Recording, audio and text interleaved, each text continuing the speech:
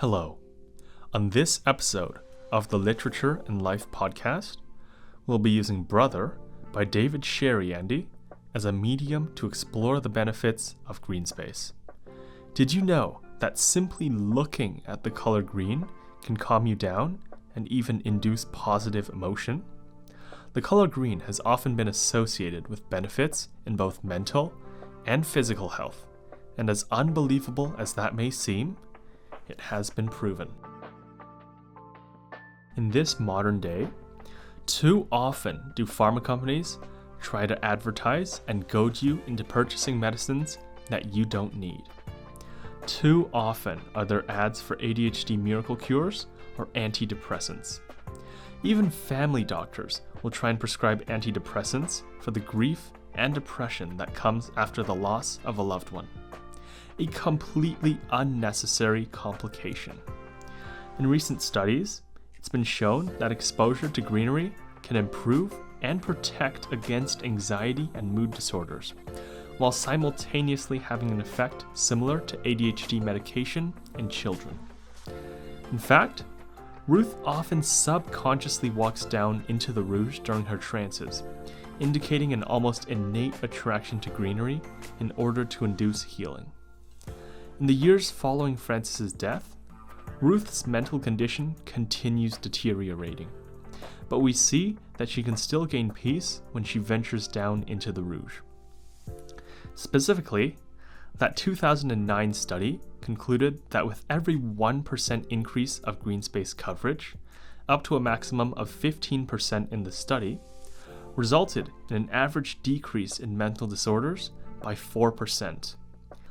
Later on in the book, Michael recalls his mother taking him and Francis down to the Rouge Park as relief for Francis's nightmares. What's more is that the brothers often went into the Rouge trails to relax and chill as an escape from the chaos in the park. Not only is it supported by scientific evidence that green space can help with mental health, but also by the natural instinct from the characters in Brother. Youth development is another hot topic in today's media, filled with articles on the best devices, play kits, and whatnot for brain development. What all of these options lack and forget about, however, are the healing properties of nature. You might know that Albert Einstein once said, "Look into nature, and then you will understand everything better." To support his claim, a Yale study documented that kids with more exposure to greenery had improved memory and attentiveness. Both Francis and Michael spent their childhood playing in the Rouge Valley, enjoying the greenery and wildlife that existed there. Michael mentions, quote, "There was always hidden life in the Rouge," end quote.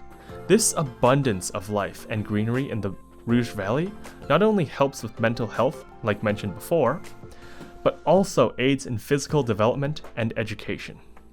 Michael explains that in his youth, he and Francis would build forts and hunt for small animals like crayfish and minnows. This ability for green space to influence positive brain development, along with helping youth with their physical growth, is an essential part of maturation, not only for the characters in Brother, but also for youth around the world as well.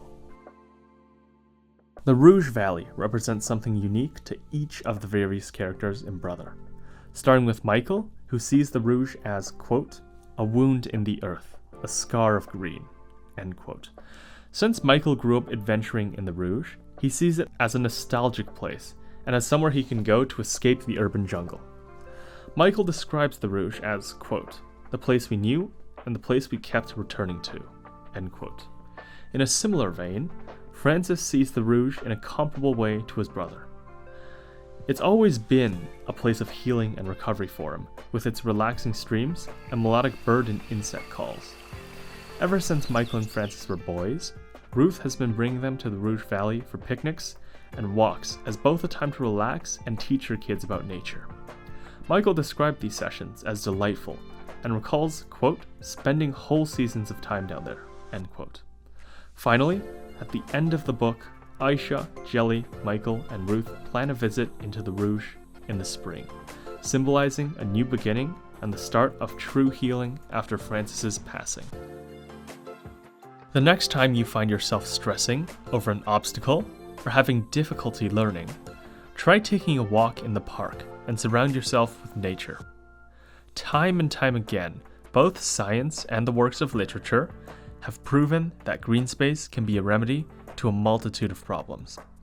So it's good to remember that if the solutions advertised to you by money-hungry companies aren't working well enough, there's always a free alternative right outside your door. Thank you for listening to this episode of the Literature and Life podcast, and we'll catch you again next time.